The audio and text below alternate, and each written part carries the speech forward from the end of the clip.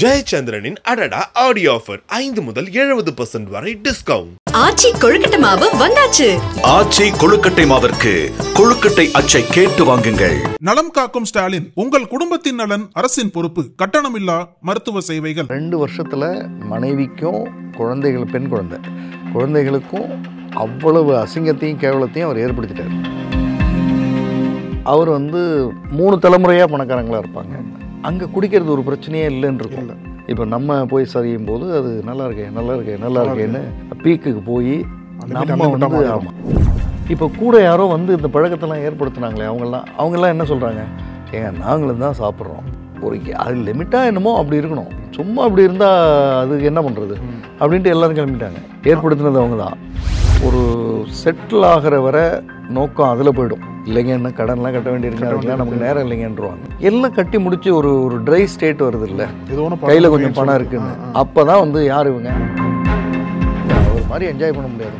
4 நாள் குளிக்கிறாரு, தூங்குறாரு, குடிக்கிறாரு, சாப்பிட்றாரு, இப்படி இதை பெருமையாக பேசிகிட்டு இருப்பாங்க. காலையில் வாக்கிங் போயிட்டு ஒரு குரூப் உட்காந்து பேசுறது இல்லை. நீங்கள் ஒரு அடுத்த முறை போகும்போது கொஞ்சம் பக்கத்தில் சும்மா உட்காந்து கேளுங்களேன், கோவா நீ இன்னும் போலையா, ஓ வாழ்க்கையே போச்சு போ அப்படின்னு. காலையில் நல்லா இருப்பான் அவன். 45 வருஷமாக நல்லா இருந்தவனை 4 நிமிஷத்தில்.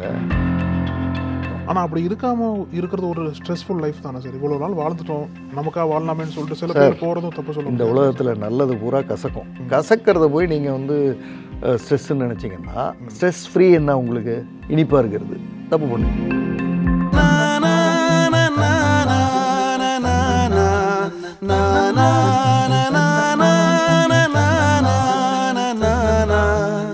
நக்கீரன் நேயர்களுக்கு வணக்கம். மனங்கள் வெர்சஸ் மனிதர்கள் இஸ் ஈக்குவல் டு கதைகள் அப்படின்ற தொடரில் திரு ஜெய்சன் அவர்கள் அவர் கொடுத்த கவுன்சிலிங் பற்றி நம்முடைய தொடர்ந்து பேசிட்டு வரார். இன்னைக்கும் மேனேஜருக்கார், அவர் வரவேற்கலாம். சார் வணக்கம். வணக்கம். நம்ம தொடர்ந்து இந்த இல்லற வாழ்க்கை பற்றி பேசியிருக்கோம் சார். அப்புறம் உறவு முறைகள் வரக்கூடிய சிக்கல் பற்றி பேசிகிட்டு இருக்கோம். பல்வேறு பழக்கங்களின் காரணமாக வரக்கூடிய நெருக்கடி பற்றி பேசிகிட்டு இருக்கோம். இப்போ போன எபிசோடில் ஒரு நல்ல கணவர் கேம்பிளிங்கில் நம்பி பல கோடி இழந்ததை பற்றி பேசலாம். அப்போ இந்த எபிசோடில் அதே மாதிரி இருக்கக்கூடிய ஒரு நபர் வேறொரு பழக்கத்தின் காரணமாக அவரோட பெயரை கெடுத்து அவங்களோட சொத்தை எல்லாம் இழந்து நிற்கக்கூடிய இடத்துல ஒருத்தவங்க வராங்கன்னு வச்சுக்கோங்களேன். அந்த மாதிரி வந்திருக்காங்களா இது வரைக்கும் உங்கள்கிட்ட? அந்த கேஸை டீல் பண்ணியிருக்கீங்க? ஒரு 45 வருடம் ஒரு மனிதர் எக்ஸலண்ட்டாக வாழறார், எந்த பழக்கமும் இல்லை. நம்ம சொசைட்டியோட கூற்றுப்படி நல்ல மனிதர், நல்ல அப்பா, நல்ல கணவர். இப்படி ஒரு இன் அ ஸ்பேன் ஆஃப் 1.5 years, அதுலேயும் குறிப்பாக 8 மாதம். இந்த எப்போவுமே ஒரு 45-50களில் நம்மளை சுற்றி ஒரு கூட்டம் சேரும். இப்போ இந்த கேஸ் ஸ்டடி இப்போ நம்ம பேசுகிறது மனைவி சொன்னதை நான் உங்களுக்கு முதல்ல அதை என்னன்னு சொல்லிவிட்டு அப்புறம் வரேன். அந்த கூட்டத்தை நம்மளே சேர்த்துக்குவோம் என்ன சார்? இல்லை, அது நம்மளும் தேடுவோம், அந்த கூட்டமும் நம்மளை தேடும். ஏன் நம்ம தேடுவோம்னா, நம்ம ஒரு 45-50களில் கடன் அடைச்சிருப்போம், இடம் வாங்கி வீடு கட்டியிருப்போம், கார் வச்சுருப்போம், செட்டில் ஆகிருப்போம். அதாவது ஸ்டேட்டஸ்ன்னு நாம் நினைக்கிற ஒன்றை தொட்டிருப்போம். அதனால் இப்போ நமக்கு என்ன தோணும்னா, இந்த மாதிரி இன்னும் யாரெல்லாம் இருக்காங்க, அவங்களெல்லாம் போய் பார்க்கலாமே, பேசலாமே. அப்புறம் அந்த மாதிரி மனிதர்களும் நம்மளை தேடிட்டு இருப்பாங்க. அப்படி ஒரு வட்டம் அமையும். அதாவது 25 வயதுலேருந்து எனக்கு 20 வருஷமாக தெரியும் அப்படின்ற ஆளை நான் சொல்லலை. இப்போ தாங்க ஒரு 2 வருஷமாக தான் பழக்கம் அப்படின்னு 45, 47, 50களில் யாரோ திடீர்னு நெருக்கமாவாங்க. இது என்ன ஆச்சரியம்னா, இந்த நெருக்கமாகிற அந்த திடீர்னு சேருகிற வட்டம் இருக்குல்ல, அதில் எல்லாரும் உழைச்சி 0லேருந்து மேலே வந்திருக்கிறவங்களும் உண்டு. ஆனால் எல்லாரும் அப்படி வந்திருக்க மாட்டாங்க. ஓகே. சில பேர் பரம்பரையாக வெல் செட்டில்டாக இருக்கிறவங்க, அப்பா கிட்டேருந்து மகனுக்கு ட்ரான்ஸ்ஃபர் ஆகிருக்கும். இந்த மனிதர்கள் சூழ்ந்ததுனால 45 வயது வரை எக்ஸலண்ட்டாக இருந்த கணவர் ஒரு 8 மாதத்திலிருந்து 12 மாதம் அல்லது அதிகபட்சம் 16 மாதத்துக்குள்ளே கம்ப்ளீட்டாக மாறுறார். ஆல்கஹால்னு உள்ளே எடுத்து பழக்கப்படுத்தி கொஞ்சம் கொஞ்சமாக குடித்து அடிக்ட்டுன்ற ஸ்டேஜையும் கடந்து, அதாவது குடிக்கக்கூடாதுன்னு சொன்னால் மனைவியாக இருந்தாலும் குழந்தையாக இருந்தாலும் அவங்கள அடிக்கிறது வரை போய் டிவோர்ஸ்க்கு அப்ளை பண்ணியாச்சு.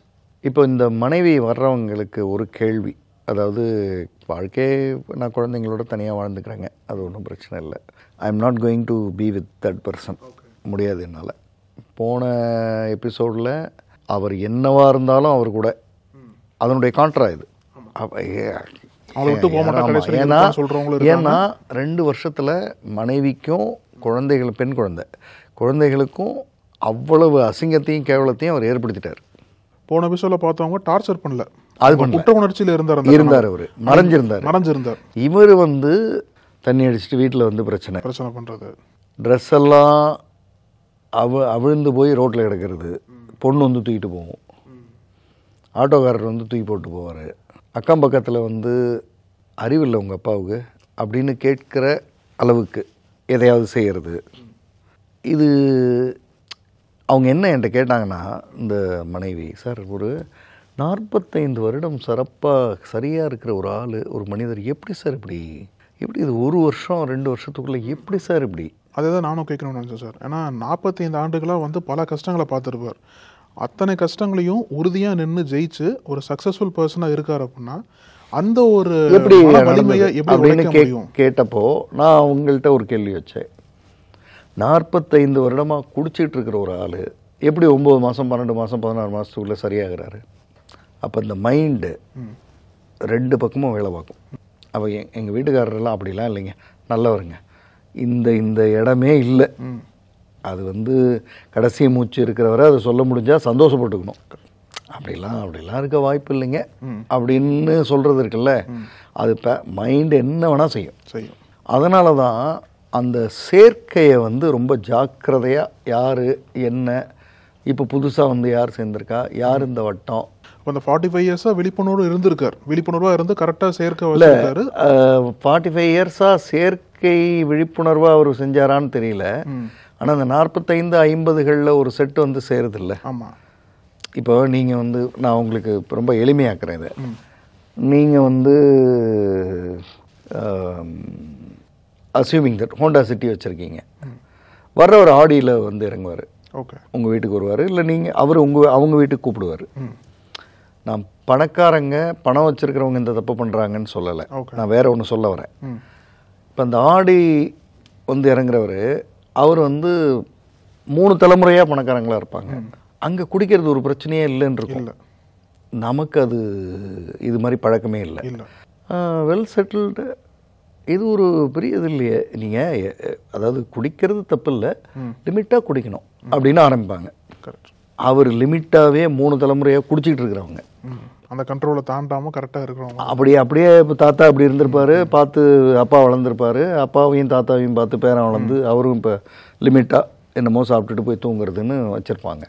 அந்த லிமிட்ன்ற வார்த்தை நமக்கு புரியாது. ஏன்னா நம்ம புதுசு, நம்ம தாத்தா செஞ்சதில்லை, நம்ம அப்பா செஞ்சதில்லை. இப்போ நம்ம போய் சரியும் போது அது நல்லா இருக்கேன்னு பீக்குக்கு போய் நம்ம ஆமாம். அப்போ இதே மனிதர் யார் நமக்கு அந்த கோடு காமிச்சாரோ அவரே நம்மக்கிட்ட லிமிட்டாக தானே சொன்னேன், இப்போ நாங்களாம் இல்லையா, அது திமிரு கொண்டாடுது அப்படின்றவாங்க. உடனே யார் நெருங்கி வந்தாங்களோ, இந்த பழக்கத்துக்கு யார் ஆரம்ப பிள்ளையார் சொல்லி போட்டாங்களோ அவங்களே இப்போ நாங்களாம் ஒழுங்காக தானே இருக்கோம் அது அப்படின்னு விலகிடுவாங்க. ஆனால் நம்ம கடைசியில் இப்போ ஸ்டாண்டர்ட் தனியாக மாட்டிக்கிட்டோம், பழக்கத்தை விட முடியாது, இவங்கெல்லாம் போயிடுவாங்க. நம்ம அதே ஹோண்டா சிட்டியில் கண்ணாவுன்னு தண்ணி அடிச்சுட்டு எங்கேயாவது போய் மோதி போலீஸில் பிரச்சனையாகி ஸ்டேஷனில் உட்காந்து மனைவி காப்பாற்றுறதுக்கு மனைவி வரும்போது ஸ்டேஷனில் இருக்கிற யாரோ ஒருத்தர் தப்பாக பேசி மனைவிகிட்ட பிரச்சனையாகி இவ்வளவும் கண்ணு முன்னாடி நடந்துக்கிட்டே இருந்தால் ஒரு மனைவி என்ன பண்ணுவாங்க? அதாவது ஒரு வாரத்தில் மினிமம் 3 முறையாவது 4 முறையாவது ஜென்ரல் பப்ளிக் அன்னோன் பர்சனோட பிரச்சனை. அது யார் மீட் அவுட் பண்ணுவா? மனைவி தான் மீட் அவுட் பண்ணுவாங்க. ஏன் மனைவி? யாரும் இல்லை, கூட இல்லை. இப்போ கூட யாரோ இந்த பழக்கத்தெல்லாம் ஏற்படுத்தினாங்களே அவங்கெல்லாம் என்ன சொல்கிறாங்க? ஏங்க நாங்களும் தான் சாப்பிட்றோம், ஒரு அது லிமிட்டாக என்னமோ அப்படி இருக்கணும், சும்மா அப்படி இருந்தால் அது என்ன பண்ணுறது அப்படின்ட்டு எல்லோரும் கிளம்பிட்டாங்க. ஏற்படுத்தினது அவங்க தான். ஆனால் அடிக்ஷனுக்கு அவங்க மேலே பழி போடுறது சரியாக இருக்குமா சார்? இல்லை, தப்பு முதல்ல நம்முடையது. இப்போ அவங்க நான் அந்த பாயிண்ட்டுக்கே வரேன். லிமிட்டாக சாப்பிட்றது, விஷத்தில் என்ன லிமிட் விஷம், அப்புறம் கூடுதலான விஷம், கம்மியான விஷம், அது தப்பு, அவ்வளோதான். நம்ம தான் அவங்க கூட போய் அந்த பழக்கத்தை 45 50களில் ஆரம்பிக்கிறோம். இந்த 45 50ன்னு நான் திரும்ப சொல்கிறதுக்கு காரணம், ஏற்கனவே சொன்ன மாதிரி ஒரு செட்டில் ஆகிற வரை நோக்கம் அதில் போயிடும். இல்லைங்க என்ன கடன்லாம் கட்ட வேண்டியிருக்கு, அதுக்கெல்லாம் நமக்கு நேரம் இல்லைங்கன்றுவாங்க. எல்லாம் கட்டி முடிச்சு ஒரு ட்ரை ஸ்டேட் வருது இல்லை, கையில் கொஞ்சம் பணம் இருக்குன்னு, அப்போ தான் வந்து யார் இவங்க, அவங்கள போய் பார்க்கணும், இவங்கள போய் பார்க்கணும், கொஞ்சம் ஸ்டேட்டஸை டெவலப் பண்ணணும், நாளைக்கு நமக்கு பொண்ணு கல்யாணம்னா நம்ம இன்னும் நிறைய ஆட்கள் வரணும் போகணும், இப்படிலாம் நிறைய, அதாவது அந்த மைண்டுக்கு வந்து 1008 ரீசன் இருக்கும் போகிறதுக்கு. அப்படி போய் ஆரம்பித்து 2 வருஷத்தில் வந்தவன் பூரா போயிட்டான். இவர் வந்து புது பழக்கத்தோடு தனியாக நிற்கிறாரு. இப்போ தனியாகவே ஆயிட்டார். ஃபேமிலி வந்து டிவோர்ஸ்க்கு அப்ளை பண்ணிடுச்சு, கிளம்பிட்டாங்க. இப்போ அவங்களோட கேள்வி வந்து இப்படி ஒரு மனிதர் மாற முடியுமா? அப்போ நான் கேட்டது வந்து 45 வருஷம் குடிச்சிட்டு இருக்கிற ஒருத்தரால் 9 மாதத்தில் மாற முடியும்னா 45 வருஷமாக சரியாக இருக்கிற ஒருத்தரால் 9 மாதத்தில் கிட முடியாதா? அது முடியும். இல்லை சார், அப்போ நல்லா இருக்கிறவங்க நல்லா அப்படி இல்லை. இன்னும் சரியாக சொல்லணுன்னா, சிகரெட்டே பிடிக்காத ஒருத்தர் கடைசி வரை சிகரெட்டே பிடிக்காமல் இருந்துடுறது ரேரஸ்ட் ஆஃப் ரேர். சிகரெட்டே பிடிக்காத ஒருத்தர் எங்கேயோ ஒரு இடத்துல திரும்ப விழுந்து சிகரெட் பிடிக்க ஆரம்பிக்கிறது, அது நடந்துடும். சிகரெட்டை 2 தடவை பிடிச்சி ஐயா கருமம் அப்படின்னு நினச்சவர் காலத்துக்கு பிடிக்காமல் போயிடுவார். அப்போ நாம் வந்து போய் ஒரு தடவை தப்பு பண்ணுன்னு சொல்லலை. அதாவது நான் ரொம்ப நல்லவன் அப்படின்றது இருக்குல்ல, அதுக்கு இன்னொரு மீனிங் வந்து அன்எக்ஸ்ப்ளோர்டு. அப்போ எப்போ வேணாலும் விழுறதுக்கு வாய்ப்பு உண்டுன்றதும் இருக்குன்றேன். உங்களுக்கு தெரிந்த பவுண்ட்ரிக்குள்ளே வாழும்போது நல்லவனா இருக்கீங்க. ஆமாம், அந்த பவுண்டரியை உடச்சிட்டு யாராவது புதுசாக வந்தாங்கன்னா நீங்கள் விழுறதுக்கு வாய்ப்பு உண்டு. அல்லது நீங்கள் அந்த நல்லவராக இருக்கிறதுன்னு பேசுகிறோம்ல, அதில் வேல்யூஸை வந்து இன்னும் ஸ்ட்ரென்தன் பண்ண வேண்டியிருக்கு. என் குழந்தை என்ன நினைக்கும், என் பையன் என்ன நினைப்பான், இது இந்த பழக்கங்களை நான் ஏற்படுத்தலாமா, இது அடுத்த தலைமுறைக்கு நான் என்ன சொல்கிறேன் அப்படின்ற கொஞ்சம் அந்த ஆன்மீக புரிதல்னு சொல்லுவாங்க, நமக்குள்ளேயே கேள்வி கேட்கறது. அதுக்கு போகலைன்னா இந்த ஸ்டேட்டஸை நோக்கி போனால், இது ஒரு ஸ்டோரி நான் இங்கே சொல்கிறேன், ஆனால் நிறைய ஸ்டோரி இப்படி இருக்குது. நான் இதையே கொஞ்சம் இன்னும் வேறு மாதிரி சொல்கிறேனே, கார்ட்ஸ் ஆடுறேன்னு போய் அப்படியே ஆரம்பித்து அது பெண் தொடர்பு வரை போய் வீணாக போனவங்கள பார்த்துட்டேன். அப்புறம் கேம்பிளிங் ஒரு குரூப்பு, இந்த மாதிரி பழக்கங்கள் ஒரு குரூப்பு. 50ன்றதுனால இந்த ட்ரக்ஸ் வர்றதில்லை. அது ஏதோ என்னமோ இல்லை அதெல்லாம் வேண்டான்னு நினைக்கிறாங்களா என்னன்னு தெரியல, அது வர்றதில்லை. ஆனால் ஆல்கஹால், ஸ்மோக்கிங், இந்த மாதிரியான விஷயங்கள் வந்துடுது. அப்புறம் அது அங்கேயே நிற்க மாட்டேங்குது. என்னப்பா ஒரு 50 வயசு இருந்து ஒரு பெண் தொடர்பு எக்ஸ்ட்ரா இல்லைன்னா என்ன வாழ்க்கை அப்படின்னு யாரோ ஒருத்தர் பேசிட்டு போயிடுவார். ட்ரிகர் பண்ணிட்டே இருக்காங்க யாரோ ஒருத்தர். இவர் கெட்டு போனவன்னு கூட பேசிருக்க மாட்டார். அவர் ஜாலியாக சிரிச்சுட்டு ஏதோ சொல்லிட்டு போயிருப்பார். இவருக்கு நைட்டெல்லாம் ஒரு தொடர்பு இருக்கணும் போல இருக்குது நமக்கு அப்படின்னு. அதாவது 50 வயசாக புதுசாக யார் வருவாங்களோ அவங்களுக்குலாம் அந்த எதிர்பார்ப்பு ஆட்டோமேட்டிக்காக வர வச்சிடுறாங்க. இல்லை, நீங்கள் நான் வேறு மாதிரி சொல்லணுன்னா சார், கடன் இருக்குது, இஎம்ஐ கட்டுறேன்ற வரை எல்லாம் ஒழுங்காக தான் போகுது. எல்லாம் முடிச்சாச்சு ஃப்ரீன்னும் போது என்னமோ ஒன்று பண்ணணுன்றப்ப சரியான டைரெக்ஷனில் போகிறவங்க நிறைய பேர், ஆனால் இப்படி போய் மாட்டிக்கிறவங்களும் நிறைய பேர். அதில் இப்படி போய் மாட்டுறதில்ல, இவங்க போய் மாட்டுறதில்ல. இவங்க யாரோ அவங்க நல்லா இருக்காங்க, இவங்க நல்லா சிரித்து பேசுகிறாங்க போகிறாங்கன்றதில் இந்த வர்றவங்க வந்து இப்போ நான் சொன்ன மாதிரி கேஷுவலாக சொல்லிட்டு போயிடுவாங்க. 50 வயசுங்க, 50 தாண்டினா 2 மனைவி இருக்கணும்ல அப்படின்னு கேஷுவலாக சொல்லி சிரிச்சுட்டு போயிடுவாங்க. நமக்கு அறிவு வேணும்ல, நம்ம வந்து ஒரு மனைவி தானே, ஒரு 50 இதெல்லாம் பெரிய மனுஷங்க வச்சுக்குவாங்க போல் இருக்கு அப்படின்னு அப்படி தான் ஆரம்பிக்கும். அதாவது அந்த பெயிட் தூண்டில் வந்து இப்படி தான். காலையில் இப்போ வாக்கிங் முடிச்சுட்டு உட்காந்து பேசுகிறாங்கல்ல, மோஸ்ட்லி இந்த மாதிரியான ஒரு டாப்பிக்கில் தான் இப்படி தான் ஆரம்பிக்கிறது. எல்லோரும் குற்றாலம் போயிருந்தோம். அவரை நீங்கள் அவர் மாதிரி என்ஜாய் பண்ண முடியாதுங்க. 4 நாள் குடிக்கிறாரு, சாப்பிட்றாரு, குளிக்கிறாரு, தூங்குறாரு, குடிக்கிறாரு, சாப்பிட்றாரு, இப்படி இதை பெருமையாக பேசிகிட்டு இருப்பாங்க. நீங்கள் ஒன்றும் வேணாம், 45-50க்கு மேலே அல்லது 50-55 வச்சுங்க. காலையில் வாக்கிங் போய்ட்டு ஒரு குரூப் உட்காந்து பேசுறதில்ல, எங்கேயோ உட்காந்து பேசுறதில்ல. நீங்கள் ஒரு அடுத்த முறை போகும்போது கொஞ்சம் பக்கத்தில் சும்மா உட்காந்து கேளுங்களேன், அவங்களோட பேசுகிறது என்ன பேசுகிறாங்க. ரொம்ப ரேரஸ்ட் ஆஃப் ரேர் குரூப் தான் லைஃப்பை பற்றி பேசும். பெண்ணுக்கு போன இடத்துல கொஞ்சம் பிரச்சனைப்பா, அதை கொஞ்சம் ஏதாவது சரி பண்ணணும் அப்படின்னு பேசுகிறதோ, இந்த மாதிரி அதாவது நீ இன்வெஸ்ட்மெண்ட் பண்ணியிருக்கியா அப்படின்னு பேசுகிறதோ, இடம் வாங்கி போடுப்பா, ஏன் இன்னும் இடம் வாங்காமல் இருக்க, இந்த அங்கே ஒரு இடம் இருக்குப்பா அப்படின்னு பேசுகிறதோ, இப்படி மனிதர்களும் இருக்காங்க. ஆனால் இது கொஞ்சம் ரேரஸ்ட்டாக தான் இருக்குது. மோஸ்ட்லி என்னவாக இருக்குன்னா, சினிமா, ஆக்ட்ரஸ், இந்த பழக்கங்கள். தாய்லாந்து போயிட்டு வந்தேன் இப்போது. கோவா நீ இன்னும் போகலையா? போ, வாழ்க்கையே போச்சு போ அப்படின்னு காலையில் நல்லா இருப்பான் அவன். 45 வருஷமாக நல்லா இருந்தவனை 4 நிமிஷத்தில் கோவா போகலையா? கோவா போகாமல் என்ன நீங்கள் சம்பாதிச்சிங்க அப்படின்னு. கோவா தாய்லாந்துன்னு நாம் சொல்கிறது எல்லாமே வேறு ஏதோ ஒன்று குறிக்குது. இப்போ இவருக்கு அதுவரை அவர் கோவா தாய்லாந்தெல்லாம் ஒரு ஊராக பார்த்துட்டு இருந்தவர் முதல் முறையாக அப்போ நான் இன்னும் சரியான ஆளாகவே ஆகலையா அப்படின்ற ஒரு டவுட்டை க்ரியேட் பண்ணுற மாதிரி. இது பெண்கள் புலம்புறதை கேட்குறவங்களுக்கு தான் இது புரியும் இப்போ நான் சொல்கிறது. அதாவது நெசசரி வாக்கிங் அன்னெசரி டாக்கிங் அப்படி வச்சுக்கலாம். ஆமாம், நெசசரி வாக்கிங் அன்னெசரி கேதரிங் போனே வாக்கிங் முடிச்சுட்டு வாயாண்டா காலையில் ஃபிட்னஸ்க்கு வாக்கிங் போகிறீங்க, போயிட்டு மென்டல் ஃபிட்னஸை விட்டுட்டு அப்புறம் பாடியையும் விட்டுட்டு கடைசியில் ஃபிசிக்கல் ஃபிட்னஸும் போய் டாக்டர்கிட்ட போய் கிடக்கிறது கடைசியில். அதாவது சார் நம்ம ஒரு பார்வையை வச்சுருக்கோம். 20, 25, 30 வயதுகளில் தான் தப்பு பண்ணுறாங்க. இந்த 55, 60கள்லேயும் அது நடக்குது, 50, 55லேயும் நடக்குது. இப்போது நீங்கள் ஃபேமிலியில் ஒரு பெரிய பிரச்சனை என்னென்னா, வெல் செட்டில்டு எல்லாம் பண்ணிட்டாரு, இப்போ தான் புதுசாக ஒரு பழக்கம் ஆரம்பிச்சிருக்காரு, சரி என்னமோ பண்ணுறாரு போ அப்படின்னு இவங்களும் விட்டுருவாங்க. 25, 30னா இவங்க ஸ்ட்ராங்காக லகான பிடிச்சிருவாங்க. இப்போ எல்லாம் வெல் பண்ணியிருக்காரு, சரி அவர் சொன்னால் கேட்க மாட்டார், ரைட்டு, ஏதோ அவருக்கு ஏதோ ஒர்க் ப்ரெஷரு அது இதுன்னு சொல்கிறாரு, ரைட்டு அப்படின்னு அது அங்கேருந்து ஆரம்பித்து வேறு எங்கேயோ போயிடும்.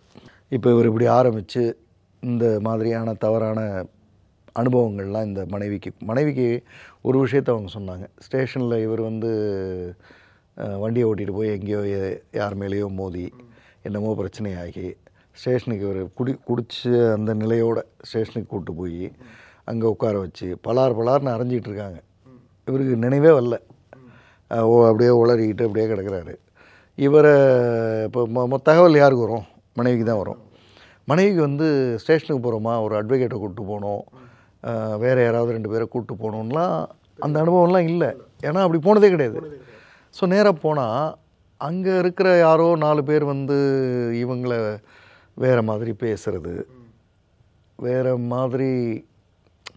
அதாவது ஸ்டேஷனில் இருக்கிற போலீஸ் இல்லை, ஸ்டேஷனுக்கு வந்தவங்களே அதெல்லாம் இவங்களுக்கு அதாவது அவமானத்தின் உச்சின்லாம் சொல்லுவோம்ல. பொண்டாட்டி சரியாக இருந்தால் அவன் ஏன் அப்படி இருக்கான் அப்படின்ட்டு ஒருத்தன் போயிடுவான். அப்போ நம்ம என்னதை பண்ணோம் அந்த மாதிரியெல்லாம் அதனுடைய ஹையஸ்ட்டு அவங்க டிவோர்ஸ்க்கு பண்ணிடுறாங்க. ஸோ இப்போ அவங்க கவுன்சிலிங்கில் அவங்களுக்கு கேட்க வந்தது இப்போ நீங்கள் 45 வருஷம் குடிச்சிக்கிட்டு இருந்தவங்க திருந்திடுறாங்க, இவர் நல்லா இருந்தவர் விழ மாட்டாரான்றீங்க. நான் 45 வருஷமாக சரியாக தானே இருக்கேன், நான் விழலையே. அப்போ என்ன மாதிரி எத்தனையோ பேரை பார்க்குறேனே நல்லா தானே இருக்காங்கன்னா. அப்போ தான் நான் ஒரு வார்த்தை சொன்னேன், பொதுவாக, அதாவது இந்த பொதுவால் ஒரு 95% சொல்லிடலாம் பெண்கள் இது செய்கிறதில்ல. பெண்கள் இந்த இதுக்கு வரவே மாட்டாங்க. 45 ஆயிடுச்சு 50 ஆயிடுச்சுன்னும் போது அவங்களையும் அறியாமல் ஒன்று அந்த ஆன்மீகம் அது இதுன்னு போயிடுறாங்க. அப்படி இல்லைன்னா குழந்தைங்க, பேரப்பிள்ளைங்க, மாப்பிள்ளை அந்த சிந்தனைகளுக்குள்ளே போயிடுறாங்க. நீங்கள் அவங்க காலையில் எழுந்திரிச்சு வாக்கிங் போகிறோம், நாங்கள் ஒரு 55 வயசு 50 வயசு இருக்கிறவங்கலாம் சேர்ந்து ஒன்று இதை பண்ணுறோம் போசுகிறோன்னு அந்த இடத்துக்கு போகிற மாதிரியான வாய்ப்புகள் மிக குறைவு, பண்ணுறதும் இல்லை அவங்க. ஆனால் ஆண்கள் அது தாராளமாக அதில் ஒரு சாரார் செய்கிறாங்க. அதாவது நம்ம வீட்டுக்காரர் தனியாக வாக்கிங் போயிட்டு வர ஒரு பிரச்சனையும் இல்லை. அவர் பாட்டு காலையில் போனார், முடித்தார், வந்தாருன்னு போகிறப்ப அந்த ஒரு 4 பேர் வந்தான், பேசினான், அப்படியே போனாங்க. இது எப்படி ஆரம்பிக்கும்னா, ஒரு ஹோட்டலில் போய் அப்படியே வடையும் காஃபியும் சாப்பிட்டது இல்லையா நீங்கள், வாங்க அப்படின்னு ஆரம்பித்து அப்படியே போயிடும். கடைசியில் வாக்கிங் போனாருங்க, வரவே இல்லை, வீட்டுக்கு போய் 2 நாள் ஆச்சுங்கன்னுவாங்க. காலையில் வாக்கிங் போனார், அப்படியே கார் எடுத்துகிட்டு வந்தாங்க, எங்கேயோ போகிறான்னு போயிட்டாங்க.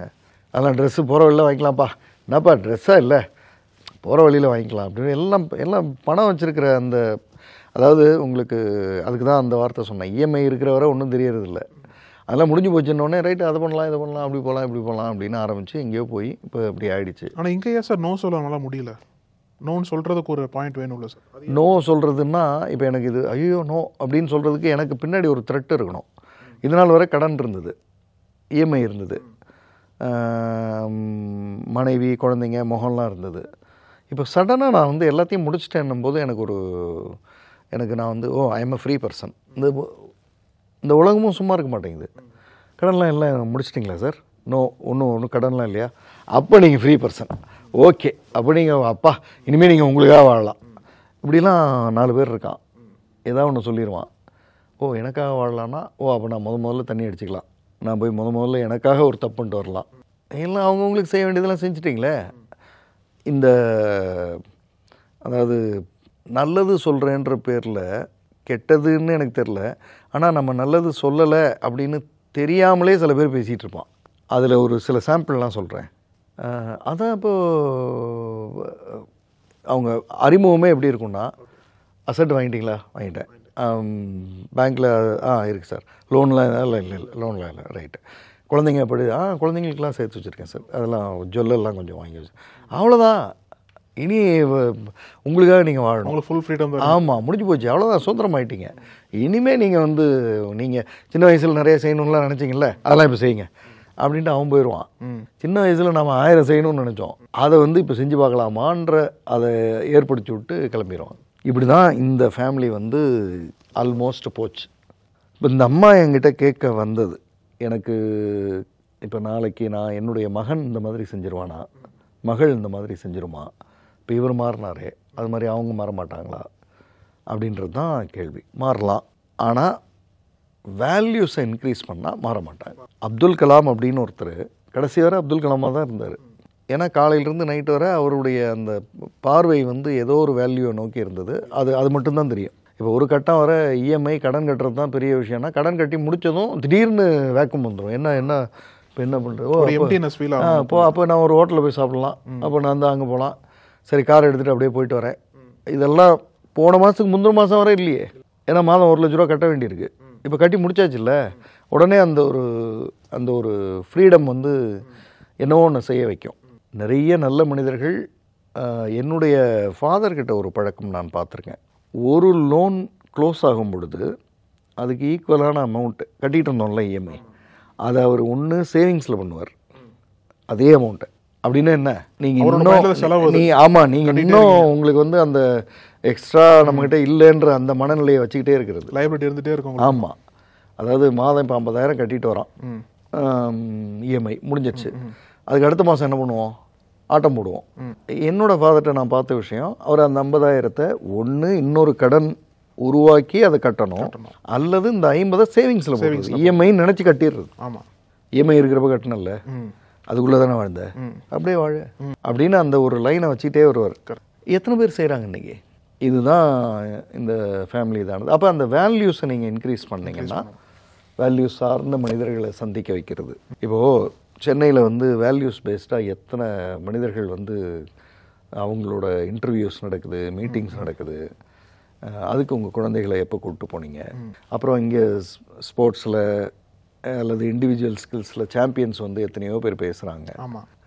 ஏதோ ஒரு ஹோட்டலில் யாரோ ஒருத்தர் தன்னோட சக்ஸஸை சொல்லிகிட்டே இருக்காரு. அதை நீங்கள் உங்கள் குழந்தைங்களை கூட்டிகிட்டு போய் எப்போது காண்பிச்சிங்க? ஏன்னா அதை காண்பிக்கும்போது அதில் யாரோ ஒருத்தர் சொல்லுவார், நம்ம எவ்வளோ வளர்ந்தாலுங்க மைண்டை ஜாக்கிரதையாக வச்சுக்கலன்னா ஒரு அதிகபட்சம் ஒரு ½ செகண்டில் 1 செகண்டில் கெடுத்துறதுக்கு ஆளுங்க சுற்றி இருக்காங்க அப்படின்னு யாரோ பேசுவார். அது வேல்யூவாக இந்த குழந்தைங்களுக்கு போயிடும். ஏன்னா ஏற்கனவே வீட்டில் வேறு ஒரு ஹிஸ்ட்ரி இருக்குது அப்படின்றத பேசி அது அவங்களுக்கு அது சார்ந்து இன்னும் சில கேள்விகளும் கேட்டு ரைட். அப்போ குழந்தைகளை நான் இப்படி வளர்க்கிறத நோக்கி நான் கிளம்புறேன். ஆனால் நிச்சயமாக அவரோட வாழ்க்கை இல்லை. நோ, அது ஏன்னா என்னோட கேரக்டரையே கேள்வி கேட்குற லெவலுக்கு மனிதர்கள் வந்துட்டாங்க. அப்படி கேட்குற மனிதர்கள் முன்னாடி அது ஒரு எதிர்த்து கூட பேச முடியாத லெவலுக்கு குடிச்சிட்டு இவர் உட்காந்துருக்காருன்னா இவர்கிட்ட போய் எப்படி நான் என்னுடைய வாழ்க்கையை ஒப்படைக்க முடியும்? நல்லவர் தான், ஆனால் இப்போ இல்லை. 2 வாரம் தங்குது, 1 வாரம் தங்குது. ஏதோ ஒரு பேட் ஹேபிட்டை, நல்ல சாப்பாடு, அந்த ஆயில் பாத்தோ ஏதோ ஒன்று, போய் குளிக்கிறது, தூங்குறது. இது வாழ்நாள் அச்சீவ்மெண்ட் அவங்களுக்கு. என்னப்பா கடன்லாம் அடைச்சி செட்டில் ஆனதுக்கப்புறம் இது கூட இல்லைன்னா என்ன? ஆனால் அப்படி போகிறவங்களும் தடை மாறாமல் கரெக்டாக இருக்காங்களா சார்? மாறிடும். அவங்களுக்கு ஒரு ஃப்ரீடம் கிடச்சிருக்கு, அதை என்ஜாய் பண்ணலாம். ஏன்னா 4 தடவை தான் குற்றாலம், 5ஆவது தடவை குற்றாலம் போர் அடிக்குதுப்பா அப்படின்னு வண்டி வேற எங்கேயாவது கிளம்பிடும். ஆனால் அப்படி இருக்காம இருக்கிறது ஒரு ஸ்ட்ரெஸ்ஃபுல் லைஃப் தானே சார். இவ்வளோ நாள் வாழ்ந்துட்டோம், நமக்காக வாழலாமேன்னு சொல்லிட்டு சில பேர் போகிறதும் தப்பு சொல்ல. இந்த உலகத்தில் நல்லது பூரா கசக்கும். கசக்க நீங்கள் ஸ்ட்ரெஸ்ன்னு எடுத்தால் அதுக்கு ஒன்றும் பண்ண முடியாது. நல்லது பூரா கசக்கும், கெட்டது பூரா இனிக்கும். ஸ்வீட்டு இனிக்கும், கெட்டது. பாக்காய் கசக்கும், நல்லது. கீரை இனிக்காது, கசக்க தான் செய்யும், நல்லது. நல்லது முழுக்க கசக்க தான் செய்யும். கசக்கிறத போய் நீங்கள் வந்து ஸ்ட்ரெஸ்ன்னு நினச்சிங்கன்னா, ஸ்ட்ரெஸ் ஃப்ரீ என்ன உங்களுக்கு? இனிப்பாக இருக்கிறது. தப்பு பண்ணுவீங்க.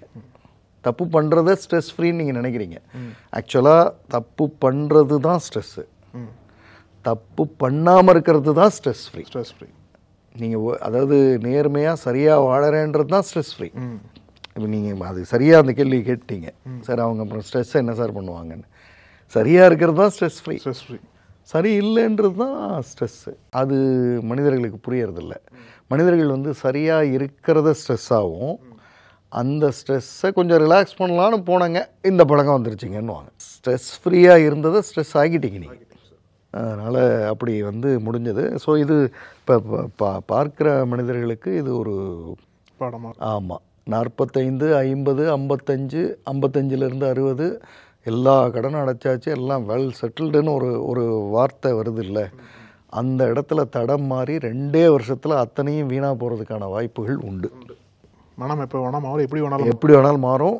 சேர்க்கை வந்து ரொம்ப ஜாக்கிரதையாக யார் என்ன, அதாவது நம்மக்கிட்ட இருக்கிற குறைகளை சொல்கிற, இன்னமும் கன்ஸ்ட்ரக்டிவாக நாம் செய்யாத விஷயங்களை சொல்கிற. இப்போ நீங்கள் எல்லா கடன்லாம் இல்லை சார், எல்லாம் வெல் செட்டில்டு, ரைட்டு. ஒன்று பண்ணுங்கள், இங்கேருந்து 35 கிலோமீட்டர் கழித்து கடந்து அந்த ரோடு ஒரு யூ ஷேப்பில் இருக்கும், அங்கே ஒரு இடம் வாங்க. ஏன்னா என்னுடைய கணிப்பு சரின்னா ஒரு 6-7 வருஷத்துக்குள்ளே அங்கே என்னச்சு அங்கே தான் கொண்டு போய் சேர்ப்பாங்க. நீங்கள் இப்போ வாங்கி வச்சிங்கன்னா அநேகமாக ஃப்யூச்சரில் அது இன்றைக்கி நமக்கு பணம் தேவையில்லாமல் இருக்கலாம், பட் எதுக்கோ உதவும் அப்படின்னு சொல்லக்கூடிய மனிதர்கள் இருக்காங்க. அவங்க என்ன பண்ணுவாங்க, மீண்டும் உங்களை கடன் வாங்க வைப்பாங்க, அந்த கடனை நீங்கள் பே பண்ணுவீங்க. ஸோ திரும்ப இந்த சர்க்கிள்லேயே வருவீங்க. ஆனால் கன்ஸ்ட்ரக்டே ஒரு அசட்டு உருவாகிட்டே இருக்கும். ஆனால் இன்னொரு செட் என்ன பண்ணுதுன்னா, ஒன்றும் பிரச்சனை இல்லைல்ல, எல்லாம் முடிச்சிட்டிங்கள, அப்புறம் என்ன வாங்க அப்படின்னு கூட்டிகிட்டு போய், நான் வந்து கொஞ்சம் இதை கொஞ்சம் மனதில் ஒரு மகிழ்வோடு கூட சொல்வேன். நான் அசோசியேட் ஆகி இருக்கிற கார்ப்பரேட் நிறுவனங்கள் வருட கடைசியில் இன்சென்டிவ் கொடுக்கும் பொழுது, இந்த இன்சென்டிவை வந்து கொடுக்குறோம், ப்ளஸ் ஒரு தாய்லாந்து ட்ரிப் அப்படின்னு ஆரம்பிப்பாங்க, இல்லை கோவா ட்ரிப்புன்னு ஆரம்பிப்பாங்க. என்னிடம் பேசும் பொழுது நான் உங்களுக்கு சஜஸ்ட் பண்ணுறது, இந்த தப்பை செய்யாதீங்க. அவங்க என்கிட்ட ஒரு தடவை கேட்டாங்க, ஏன் என்ன அப்படின்னு. ஒரு கவுன்சிலிங்கில் ஒரு மனைவி என்கிட்ட வந்து பேசினவங்க சொன்னாங்க, நல்லா இருந்தார் சார், நல்லா ஏர்ன் பண்ணார், நல்ல இன்சென்டிவ் வரும், கம்பெனி அவரை ஹானர் பண்ணுறேன்னு தாய்லாந்து கூப்பிட்டு போச்சு, அங்கேருந்து ஆரம்பிச்சது இவருக்கு சனியை. என்னென்னமோ கற்றுக்கிட்டு வந்து என்னென்னமோ செஞ்சு இன்றைக்கி நானும் அவரும் ஒன்றும் இல்லை. எனக்கு இவரை பற்றி இந்த என்னோடய டிவோர்ஸை நினைக்கும் போதெல்லாம் அந்த கம்பெனியை நான் 10 தடவையாக திட்டுவேன். இந்த கம்பெனிக்கு போய் தான் நாசமாக போனான் எங்கால், நல்லா இருந்தார் எங்கால், அவரை வந்து இந்த கம்பெனி தான் கெடுத்துச்சு. இன்சென்டிவ் கொடுத்தா கேஷை கொடுங்க, வேறு ஏதாவது அசட்டை கொடுங்க, எதுக்கு ஒரு பழக்கத்தை உருவாக்குறீங்க. இன்னொரு குரூப் இருக்குது, இன்சென்டிவ் கொடுக்குற அந்த அந்த அந்த அந்த ஃபங்க்ஷனையே இந்த பழக்கங்கள் சார்ந்த செலிப்ரேஷனோடு செய்து. நான் அசோசியேட் ஆகிருக்கிற கார்ப்பரேட் நிறுவனங்கள் டாப் லெவலில் நான் ஒரு கேள்வி வைப்பேன், உங்கள் எம்ப்ளாயியை பார்த்து நீ நாசமாக போ, நான் நல்லா இருக்கணும் அப்படின்னு சொல்லுவீங்களா? நீங்கள் சொல்ல மாட்டோம். அப்புறம் ஏன் இந்த பழக்கத்தை அவங்களுக்கு இப்போ ஏற்படுத்தணும்?